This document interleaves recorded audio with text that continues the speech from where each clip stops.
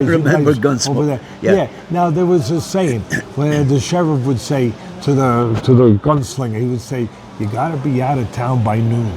You better be out of town by noon."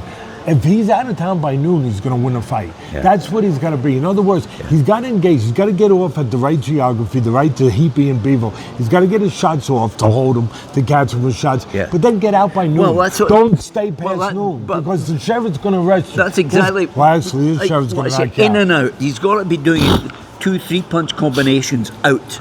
And then, 100%. Yeah. Don't stay too long. No. Well, see, I thought the turning point in the fight was the 7th round. Yeah. There was a point where I don't think anybody pointed this out, but there was a point in the 7th round where the early rounds he was starting to control. Yeah. He had the kind of the rhythm of the fight. He was controlling the tempo. He being Bivol was controlling the tempo of the fight, and I thought he was winning the fight. It was a contested fight, but I thought he was winning the fight. But he was threatening to gain and take full momentum of the fight, where he had full control of the fight, and he was having a terrific 7th round.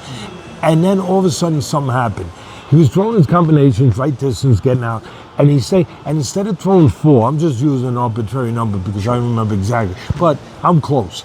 Instead of throwing 4, he's decided to throw a 5th. Bang! He got caught. Yeah. Because he stayed there just a little too long. He threw 1 punch too many. Sure. He's got to make sure that doesn't happen. That he's better off throwing 1 punch too little than 1 punch too many. Yeah. If he can do that, then I think at the end of the day, but I started this by saying the real reason why I won, that's the technical. Yeah. But the real reason why I think it'll be a difference and where people will win is this.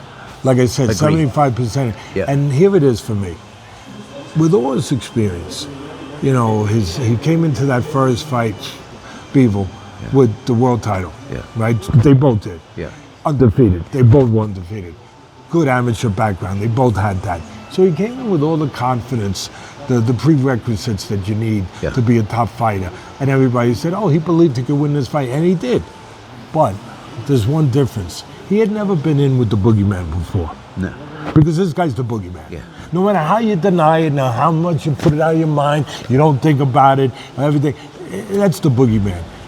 He did not have the answers to that question.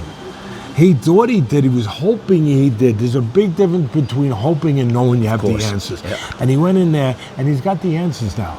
He knows that he can survive, he can fight, he can be in there, he can depend on himself with the boogeyman. Yeah. He found that out. Yeah. And that knowledge, the answer to that question, for me, will make the difference where Bivol can win this fight.